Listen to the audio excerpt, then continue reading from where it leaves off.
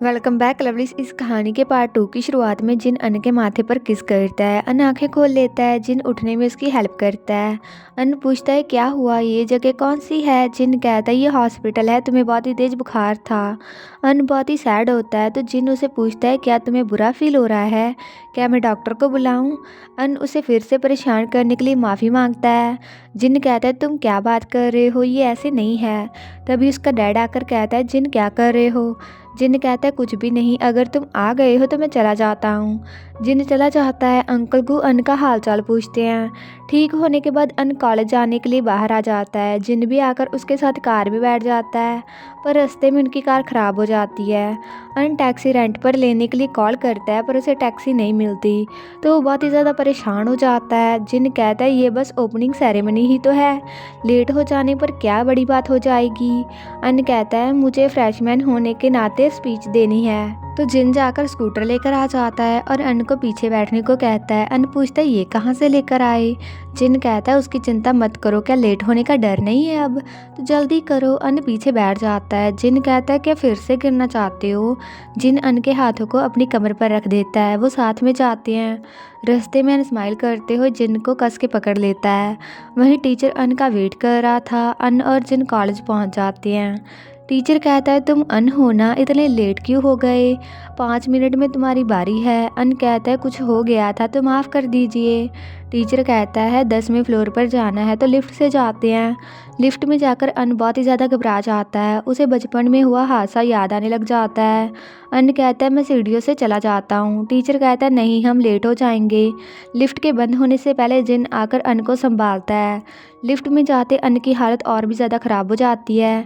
Teacher पूछता है इसे क्या हुआ, पर जिन गुस्से से उसकी ओर देखता है। जिन अन को कहता है डरो मत, तो अन जिन के साथ अपना सिर लगाकर खड़ा हो जाता है। वो लिफ्ट से बाहर आ जाते हैं। जिन पूछता है क्या तुम ठीक हो, क्या चल सकते हो।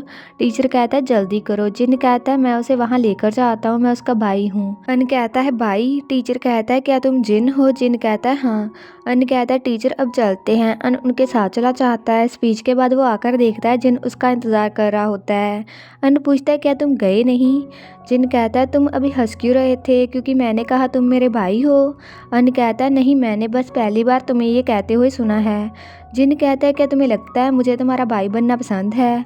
अन कहता है मुझे पता है हम रियल भाई नहीं बन सकते, पर मैंने सोचा नहीं था तुम ये कहोगे, तो मैं हंस पड़ा। गुस्सा मत करो। जिन कहता है मैं गुस्सा नहीं हूँ। अन स्माइल करते हुए कहता है मैं हमेशा से तुमसे बात करना चाहता था कंपनी के बारे में।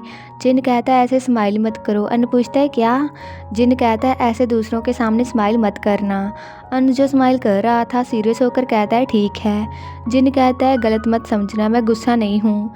अन कहता है मैं समझता हूँ। जिन अन के पास आकर कहता है तुम कुछ भी नहीं समझते हो। तभी उनका दोस्त आकर कहता है अन या तुम यहाँ पर हो, जिन तुम भी यहाँ पर हो। वो साथ में खाना खाते हैं। एक दोस्त कहता है बहुत टाइम से तुम्हें नहीं देखा। दूसरा लड़का पूछता है तुम अचानक से यूएस के चले गए थे। जिन कहता है बस दुनिया को देखना चाहता था। उसका दोस्त कहता है दुनिया नहीं बल्कि सुंदर लड़कियों को देखने गए थे ना।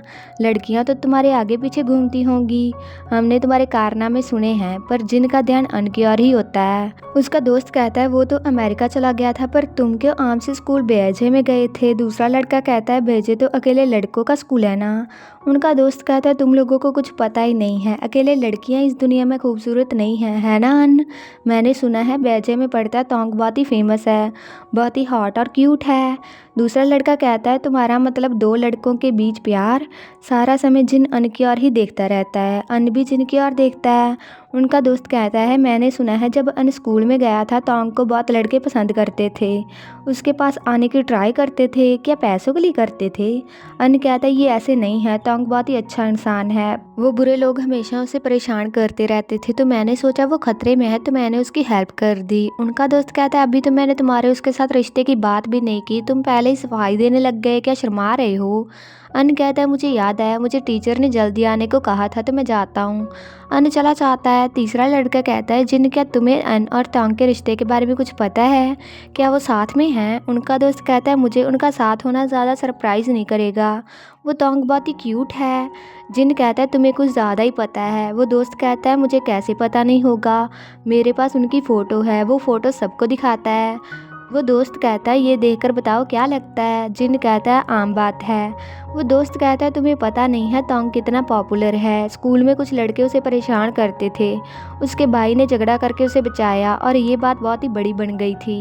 और उसका भाई सगा भाई नहीं था, मैंने सुना उनके बीच खास रिश्ता था। तीसरा लड़का कहता है मैंने भी सुना स्कूल में अन ने उसके लिए फ़ाइट की थी।